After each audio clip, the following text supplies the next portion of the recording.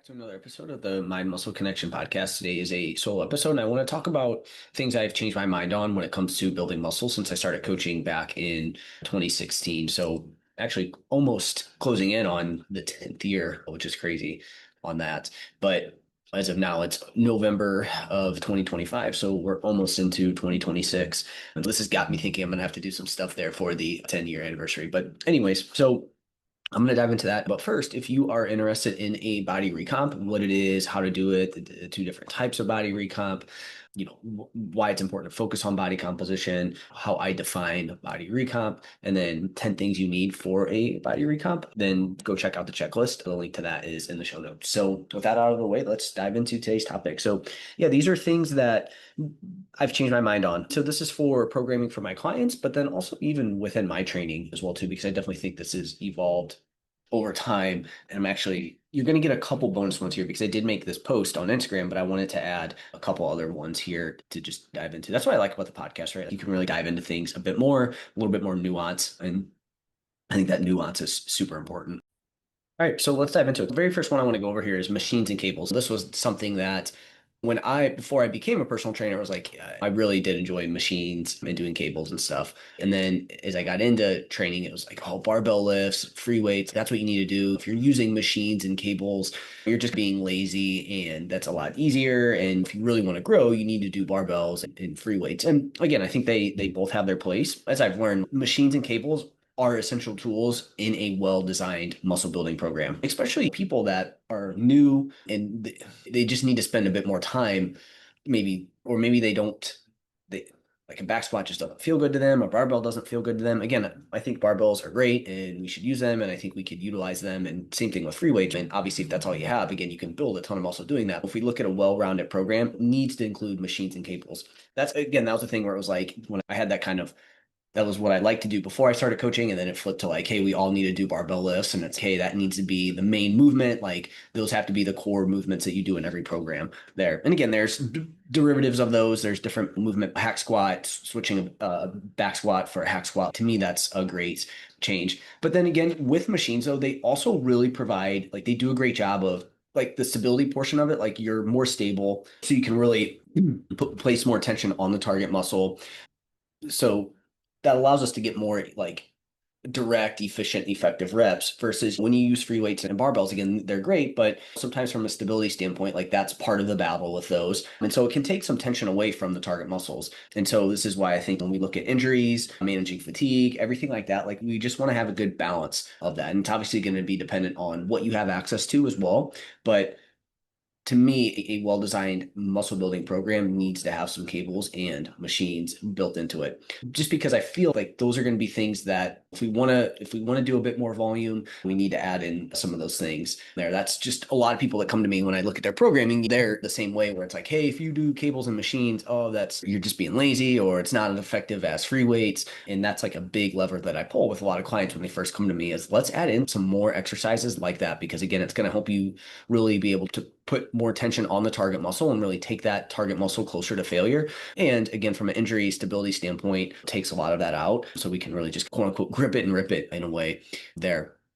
So definitely want to include machines and cables and making sure that we have that in the program is super important. Now, I mentioned you could do more volume with them, but because they do allow you to place more tension on the target muscle, that could decrease how many sets you do, right? So I think overall it could help us do more volume and to push and to put more tension on the target muscle. But because you can do that, sometimes it can take away volume. So we'll talk about volume here in a little bit, but there's a lot of factors that go into training volume and how much to do. But yeah, I just wanted to hit on that. So again, and in the research too, it shows that cables, machines are just as effective as free weights when it comes to building muscle. Like I said, there are some pros and cons to using each, and that's why we want to have in a well-designed program, we're going to have both.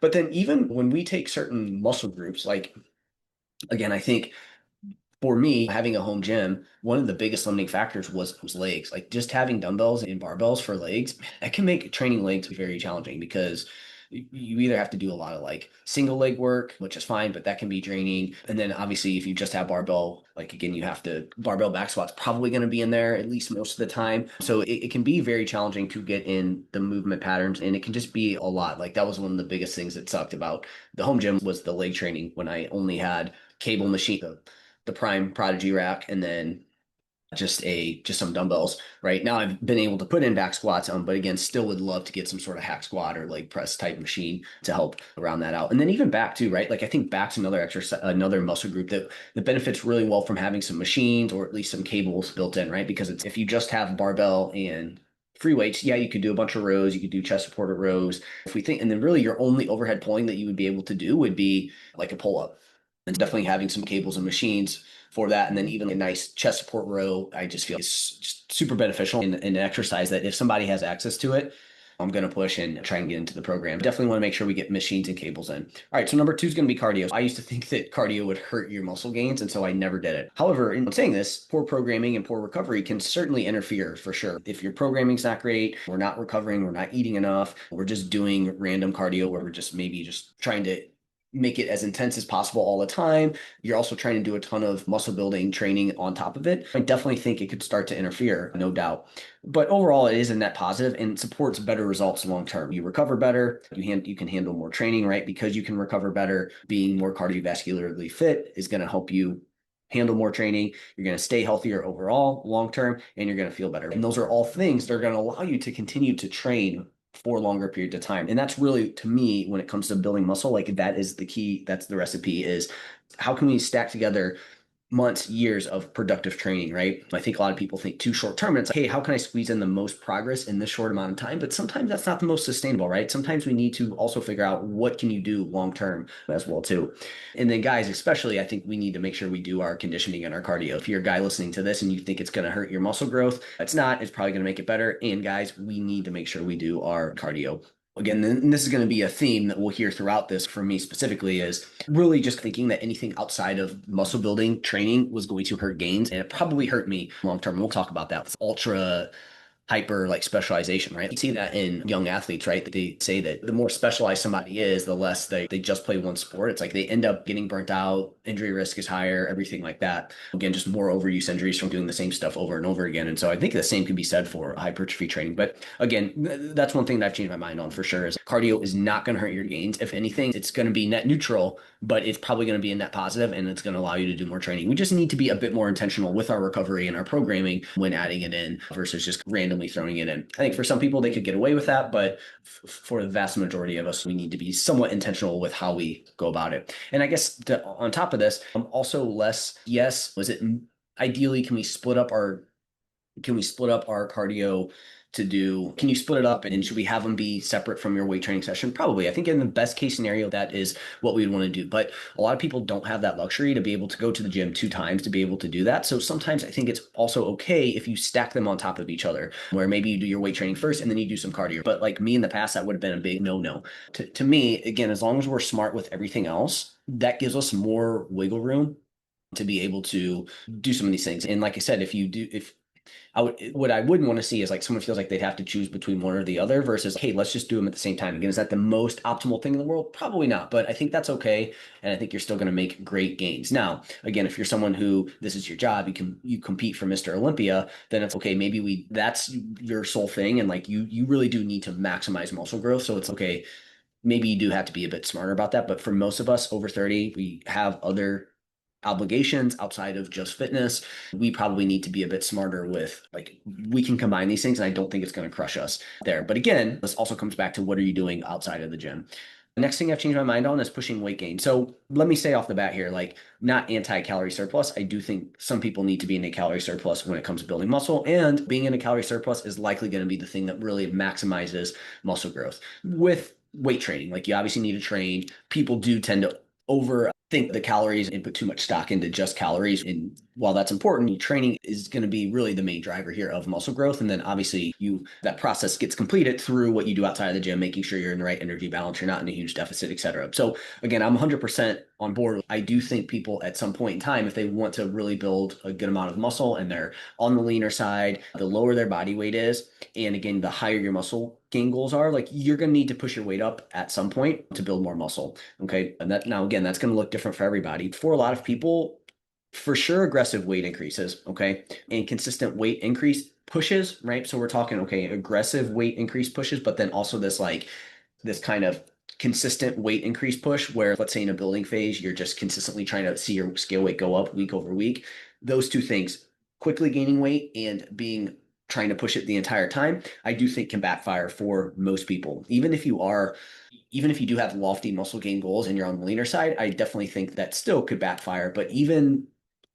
But for sure, for people who are maybe not necessarily shredded going into a build and they don't want to necessarily build the max amount of muscle, and they're on maybe their body weight's more moderate to high for whatever their weight or their height is.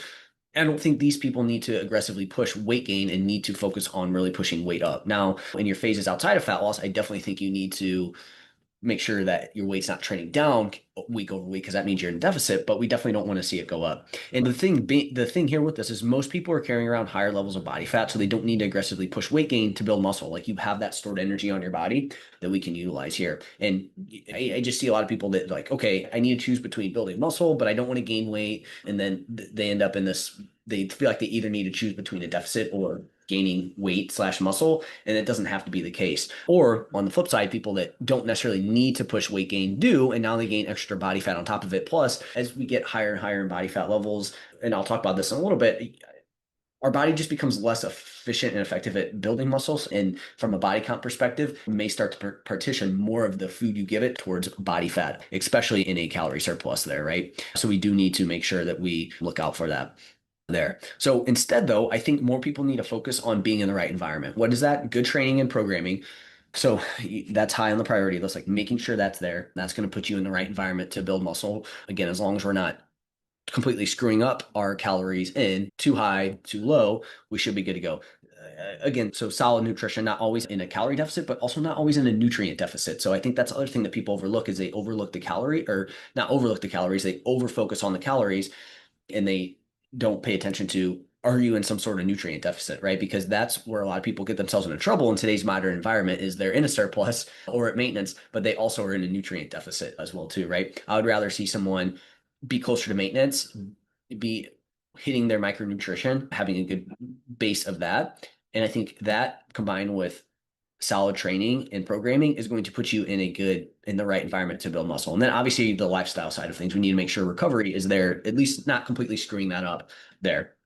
I think that's more important. Putting you in the right environment and then just not seeing your scale weight trend down is going to lead to better gains long term for people than these three things maybe not being in check but they're just focused on pushing scale weight. So again, not anti-surplus by any means. I do think if you're a male, you're 120 pounds, 10% body fats, okay, if you want to build muscle, like you're going to have to be in a surplus. If you take someone who's 180 pounds, they think they're 10% body fat, but really they're 15% body fat. They don't need to push weight gain. They can stay around the same and do these things I talked about, and they would be in a much better position than, oh, so-and-so says I need to be in a surplus to build muscle. Now I'm going to go up to 190 and up to 190 to 200 pounds. And now they just have more body fat than they would need. But now you have to diet for longer. And then obviously the longer you diet, you do start to risk some potential muscle loss there, or at least just not having the greatest physique. So you just have to end up dieting and being in a deficit for longer.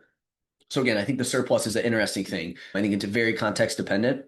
And anyone who's like pro surplus, anti surplus, and that's all, and they don't really add that context to it, you need to be careful getting advice from that person. All right. So next is going to be rep ranges. So there's a period of time where it was like, okay, hey, I'm sorry, let me go back to the pushing weight gain. So there was a point in time where it was like, okay, I put some people in a surplus that didn't need to be in a surplus. I probably push my scale weight up a bit high. And look, at the end of the day, like those pushes of weight gain were definitely helpful to help me build some muscle, but they also came with higher body fat levels and probably wasn't in necessarily the greatest health overall by doing that. And I probably slowed my progress and impacted my physique in some form or fashion there. Was aggressive weight pushes for me specifically more so too, but even some clients like aggressive weight pushes, but then that consistent just trying to push my scale weight up week over week. Oh, weight hasn't gone up this week. I need to eat more. And then again, that would just inevitably lead to more fat gain. All right, so let's talk rep ranges. So again, in the research, it says, hey, 5 to 30 reps, like you can build muscle. There's definitely a period of time where I lean into that like 20 to 30 rep range. Okay, we want to have phases where we work through this rep range, then this moderate rep range, and then super high rep range. And I don't think that was necessarily bad, and I would go higher than this, but I just feel like, so what I've learned about rep ranges is once you go above 15, it's like one, it gets really hard to get close to failure, but it becomes a bit more important to get close to failure. So you have that mismatch there. And then on top of it, the RPE, how you feel is a lot higher. And so there is a fatigue cost to that. So it's like you're doing more, it's tougher, there's a little bit higher fatigue, and you're getting a little bit less out of it potentially. And for a lot of people that already do struggle getting close to failure, it's like adding that in, it's like, we're just making that super ineffective. And you'd probably be better off getting closer to 10 to 15 reps or lower. So again, like most of my clients now, we're spending most of our time in that 5 to 15 rep range, right? So that's where we're going to spend the majority of our time from a training perspective is, hey, we're going to be in that 5 to 15 rep range. And again, like I said, that training higher than that just sucks, especially like legs and things like that. Now, I don't think if you go over 15 reps, it's bad. It's just we have to be aware of what's going on when we go higher. Again, it's probably just not going to be the most efficient and effective way to train. And again, there's certain times when you would, right? If there's some sort of injury potentially, someone really likes training that way. Again, adding in some of that I think is super, super important. But you're not going to see me program a hack squat for 12 to 15 plus reps at this point, right? Maybe we would do that for more isolation type exercises. But again, even then, like still very rarely are you going to see higher reps. I just again would rather see people focus a bit more on adding some weight, right? In getting that rep range down a little bit. And the cool thing is once you get into that 6 to 10 rep range, it gives you a little bit more wiggle room to like you're going to get more out of staying a rep or two away from failure, which again, most people are typically going to be a little bit further away than they think in most situations, right? I don't want to say that across the board. So again, rep ranges is something I've changed from, hey, let's work through that 5 to 30 rep range to now let's mostly spend more of our time in that 5 to 15 for most people. All right. So volume's another thing. So I think this is a hot topic. So a couple things with volume. I think for me, it was, hey, I need it to just do a bunch of volume, like more is going to be better. And like, you just need to do a lot. That's going to be the thing that you want to do. It, and so with this, like you definitely do need to do enough volume. And again, volume will just take as like sets, right? But for most people, the bigger issue is execution slash skill. I don't think people need to be like, hey, am I doing enough? It's, hey, let's first make sure that your execution and skills there. And that's going to be something that you're going to develop over time. And I'll hit on that here in a minute. Exercise selection and programming, like for a lot of people, that can be a bit better. And that's going to be better than something that we want to focus on over how many sets you're doing, right? Because a lot of people do they program exercises that maybe they've seen on Instagram or something like that, or maybe it worked for them in the past, or they think that it's an exercise they have to do.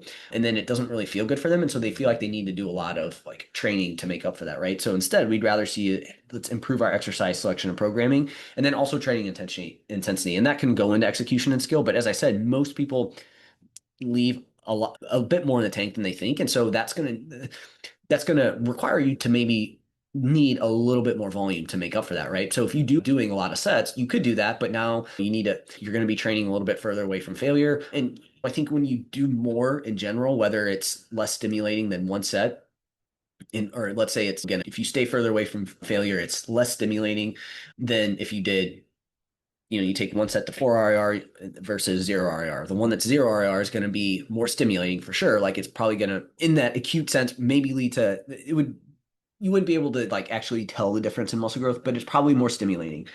But that's going to come at a higher fatigue cost on that one set. But I would imagine that as you do more and more sets, you're just doing more overall. And this goes the same thing with rep ranges too. It's like you're just doing the higher reps. Like again, maybe not every rep is as stimulating if it's a little bit lower in the rep range. But the more you do, there is that fatigue cost to it, no matter what. So I do think that higher volumes are going to come at a recovery cost a bit more as well too, right? And so most people can get away with less volume than they think if we dial in those things, right? So I'm always trying to dial those things in for clients because we want to try and get more out of less. So again, before we have to feel like we need to do a lot, let's continue to work on those things. And what I'll say on this is, as you develop your training skill, you may need slightly higher volumes initially because your training skill's not there. So it's okay. You can't get super close to failure. So it's like you can probably do more. Your execution's not great. So you could probably get away with a bit more. And those would be the two main things. So you would probably need a little bit higher volume than someone who's been doing it for a while to make up for that maybe skill and training intensity that someone's been training for 5+ years. They have the execution down, their programming is fantastic, and they have that training intensity. They could probably get away with less and get more out of it, right? Now, in saying that, though, as that training skill increases, you could do less. But I think as you continue to grow more and more, you probably need a little bit more of a stimulus, right? So it's that interesting thing where I think your skill and training intensity is going to be a huge player in volume, right? And that's where I think with just the volume talk in general, it can get super confusing because these things aren't taken into consideration, right? It's just, oh, hey, 15 sets is what you need to do. But it's, man, there's just so many things that go into that exercise, your skill, how close you're getting to failure, right? Like these are all things that are going to be super important. And if you again are not taking those into consideration, like that is going to change that number. And so this is why, yes, you probably need to do more volume as you get more advanced, but you get more out of each rep that you do in each set. So then that need goes down as well too. So again, that's where I think it is very dependent on the person. But in saying this, I find that the 6 to 12 rep range, sorry, the 6 to 12 set range per muscle group per week is probably a solid range to shoot for most people. Now, again, if you want to speed up gains, I do think if you want to speed up gains, you're really focused on maximizing muscle growth. You probably getting as high a volume as you can while maintaining quality is a worthwhile thing to do. However, here's the thing though, most people are going to end up having a time recovery or training quality bottleneck before they even get to that point. So we don't need to worry about it, right? So again, let's take the pro bodybuilder versus the fitness enthusiast, somebody like you that is in their 30s or older. The bodybuilders, like that's all they do, right? They can recover. They want to maximize muscle growth. Like everything they do is to get them to be able to recover and to build muscle. So in that sense, for them, it's going to be worthwhile to try and push volume as high as possible, and they're going to be able to do that. Now, again, no matter what, you're going to run into recovery issues, and again, a time thing, right? But then you take someone who's 30 plus, and it's like you want to be jacked, but you also don't necessarily need to look like Mr. Olympia, and you have family responsibilities, a full-time job, you have other things going on as well too. On top of that, you're going to run into probably a recovery bottleneck, and you're going to run into a time bottleneck before you even get to that point to where you need to worry about just doing the most amount as possible. So that's what's changed on volume. I think with volume, it's one, you don't necessarily need to just do super high volumes. And then second, it is very dependent on the person and what our goals are on there. But also one other thing I've changed on volume is I used to add a lot of volume over the weeks over a training cycle, and I don't necessarily do that anymore. What I will maybe do for some clients, depending on where we're at, is maybe add some more like mile reps and stuff like that. But I really don't add sets throughout the training cycle anymore like I used to as well too. All right, so another thing I've changed my mind on is deloads. So I used to have clients deload every 4 to 6 weeks, right? And so this deload would usually look like less sets, lower intensity, and again, it would be a program thing in there each week. You would do that. But now I've really, knowing what I know now, I've backed off and really only deload if someone needs it. There's some like super high mental burnout, there's an injury, there's a vacation, or some sort of life event. But even then it could be a programming slash lifestyle slash recovery issue that we need to work on first before it's, oh yeah, let's just deload, let's just do less training. And most of the time you don't need an entire week of all those things, right? Especially if you're training 3 to 4 times a week, you probably don't necessarily need that. Again, your bottleneck is going to be, we need to probably focus more on recovery outside of the gym and better nutrition than, hey, it's your training. Now, again, there's going to be some people, if you train 5, 6 days a week, you push super hard, maybe you do need to really back off every once in a while.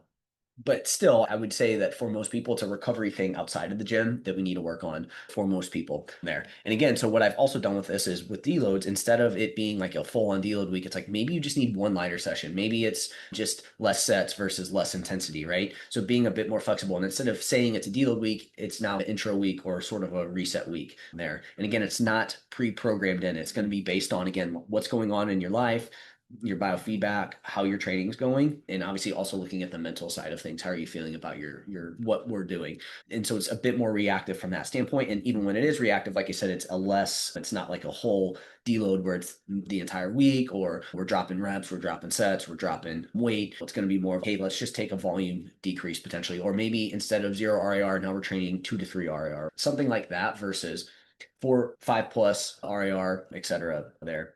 And again, in the research too, they did a deload study where they looked at it, and it was basically, I think it was like an 8 week or 12 week study, and one group had a deload week in the middle, 1 week, and one group trained all the way through, and there was no difference in terms of gains. Strength was off a little bit, but I know that some people that have talked about that study say that it could be from like strength is a skill. So it's like you take an entire week off of not doing that, and you might lose the skill based aspect of it, right? Not necessarily anything physiologically there. So again, deloads are a big thing I've changed my mind on. And that leads into the next one of training cycle length. So I used to have clients, again, like I said, every 4 to 6 weeks, it was like, hey, we needed to change training cycles every 4 to 6 weeks. But And part of it too was like I didn't want clients to think I wasn't doing enough. But now someone's progressing and feeling good, we're going to keep going. And I think longer cycles, if we can stay in the same training cycle for extended periods of time, is probably going to be better from a result standpoint. If we can continue to stay versus, hey, we need to change it up every 4 to 6 weeks, take a deload week. It's like you're just interrupting things too often when you don't necessarily need to. And like I said, I'm more than happy to push a client's training program to 8 to 12 weeks or longer if things are going well. If week 8 we get in and they're like telling me things aren't going well, it's like, okay, let's talk about this. Is it a recovery thing? Do we need to look at potentially taking a lighter session? What does that look like? Do we need to work on recovery? Is nutrition off? Are you in a deficit? We need to maybe take a couple refeed days. But if not, we're going to go back to let's keep pushing this training cycle there. And again, I think some clients could stay in the same training cycle for 12 to 16 weeks, right? It just depends on what's going on. And if they're progressing, that's a good thing there. Training cycle length, something I've changed my mind on. It's more reactive and more based on how the clients are progressing versus it needs to be this amount. I think if you do really push your training, I think somewhere in that 6 to 10 week mark is probably where you're going to need to switch things up after a while there. But as I said, people don't underestimate the power of better recovery outside of the gym and then also taking a lighter day versus taking an entire week.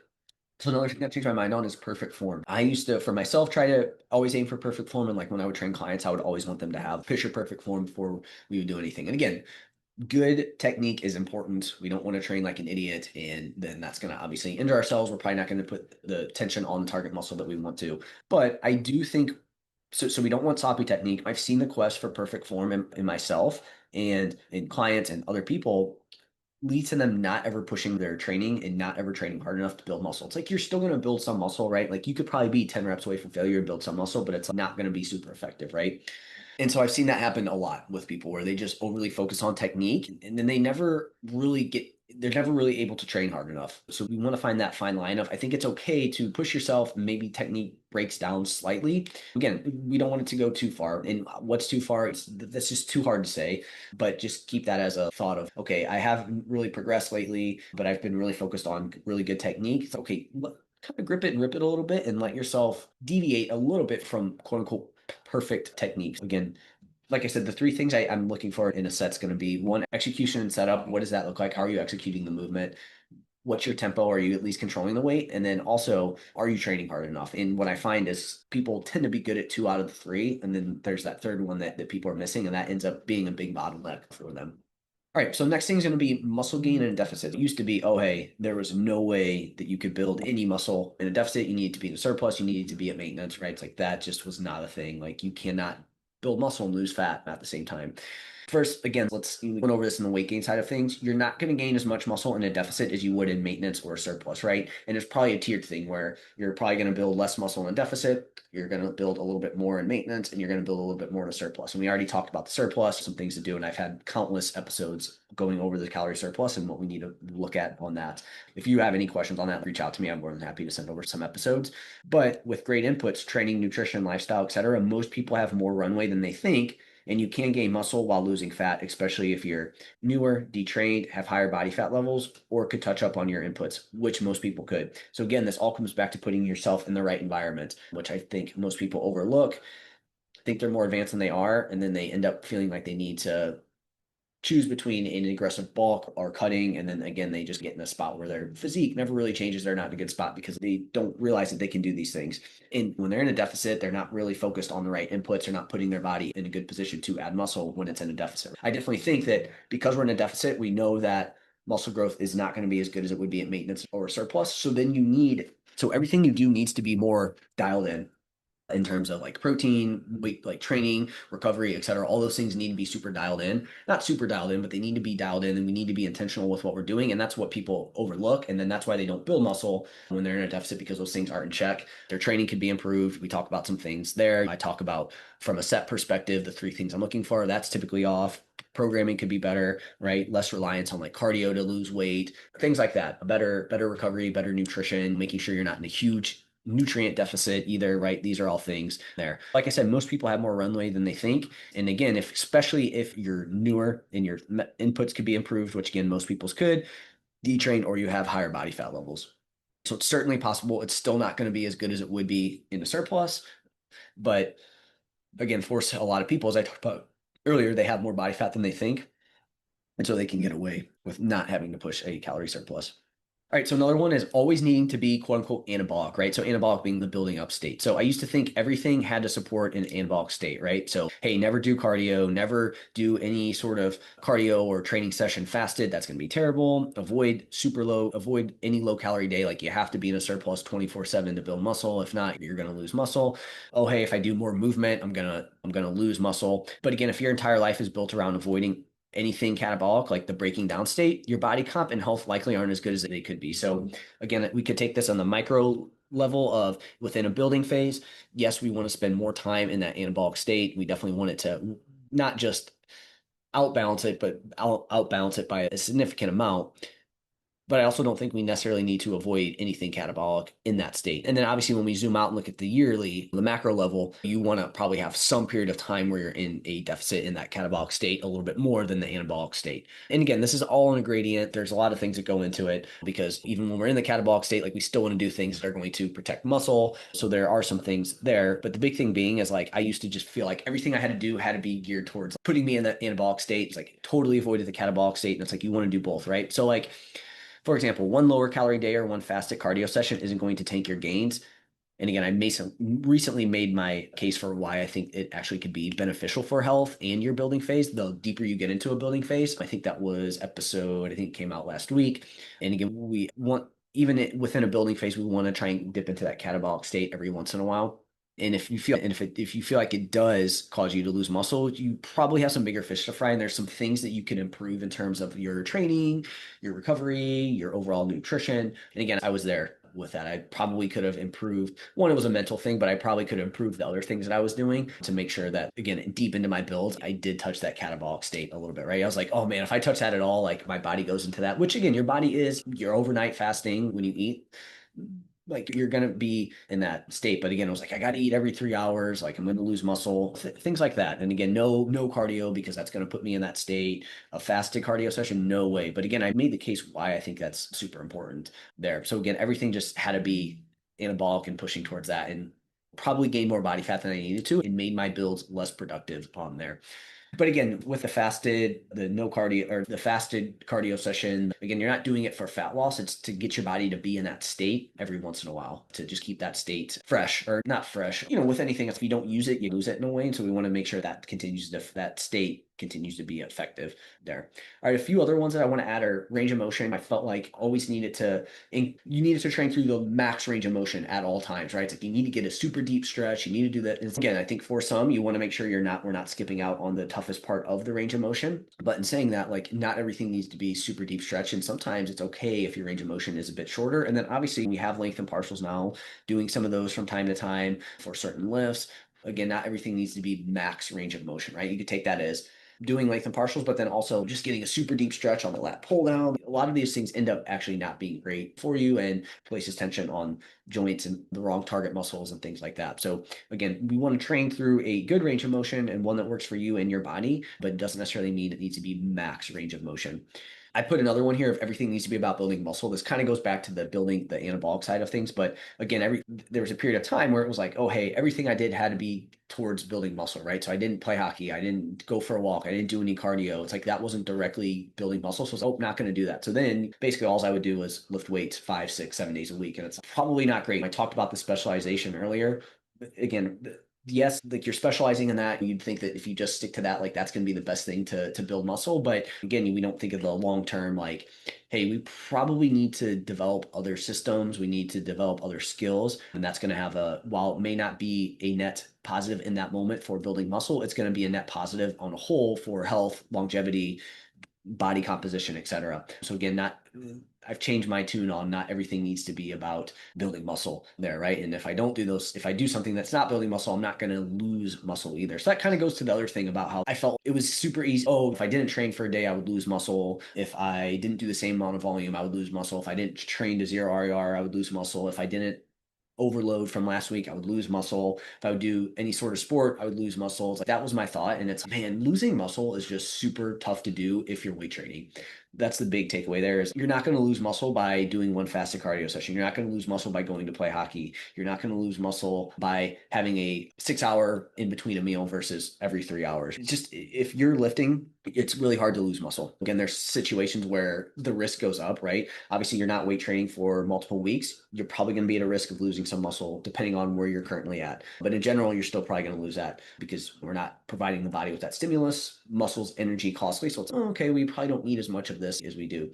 Aggressive deficits combined with minimal weight training and low protein. And then obviously body fat. If you're also stacking that on top of high stress load and low body fat levels, that's where you're going to start to run in the risk of potentially losing some lean body mass in that process. But outside of that, clients will be like, oh, I used to do a ton of glute volume and we're doing a little bit less now. I feel like my glutes are not as big as they were. I'm afraid I'm losing muscle. It's like, okay, you're not losing muscle in that, right? You're still weight training. You're eating more protein now. Your recovery is better. Your training intensity is better. It's like you're not losing muscle. Now you may have lost some body fat, and maybe that's where you lose a little bit of body fat. Maybe you don't necessarily have that super puffed up feeling all the time because you're just hammering away training volume, right? That's definitely a thing. So yeah. And that's probably what I associated a lot of that with the past was you wouldn't go train you would train. And it's like you got that pump. So you felt big and then you wouldn't train and that pump would go away. And then it's, oh crap, I'm losing all this muscle, but that's not actually muscle right there. Protein too, right? It's important. You don't need to get 300 grams of protein. I think when we look at purely muscle growth, once you get around 0.8 grams per pound of body weight, maybe even a little bit less than that, and then it's okay, is that lean body mass or not? Again, I just think around 0.8 grams per pound of body weight. I think it gets a little messy when you talk about that. And we probably are talking just lean body mass, right? So it's even if you're 160 pounds, it's unless you're 0% body fat, which nobody is, you're probably looking at 0.8 grams per 140 pounds. So it's like protein needs could probably be a bit lower than we think. In saying that, there's some unique benefits with protein that I think makes it to where, yes, from a muscle building standpoint, you don't need 1 gram per pound of body weight. When we look at the general population and most people who are busy have things going on, the higher we can have protein. Again, I like to aim for around that 1 gram per pound of body weight. You're going to get the thermic effect of food benefit. So you're going to slightly increase your overall energy expenditure. And it is satiating as well too. So it keeps you full. Third, it helps displace the diet where because you're focused on higher protein, and you're also taking into account your calories, we tend to make better choices. And so it improves the diet indirectly from that standpoint, right? So to me, from an actual purely muscle building standpoint, if you don't have any issues with hunger, you don't want to necessarily see a increase in thermic effect of food, and you otherwise have a good healthy diet, you don't need to go super high with protein. Now, where needs go up a little bit, maybe when you're in a deficit and the leaner you are as well too. Both of those things will increase your need for protein there. And then so finally, the last one I want to go over is and with protein too, feeling like I needed to get protein 20 minutes after my workout. Again, I'm more flexible with that depending on what I did beforehand. Now, again, if you're fasted, you go into your training session, you probably want to get protein relatively soon. We can be a bit more flexible with that there. And then even feeling like I needed to get protein every 3 hours. Again, you don't need to do that. And you're not going to lose a bunch of muscle by not eating every 3 hours there. And then lastly, just like how much working out. I used to be afraid of rest days, felt like I would lose muscle, felt like I needed to train 6, 7 days a week or I was going to lose muscle. And again, it comes back to losing muscle thing, but to me, again, it's more important now to get in.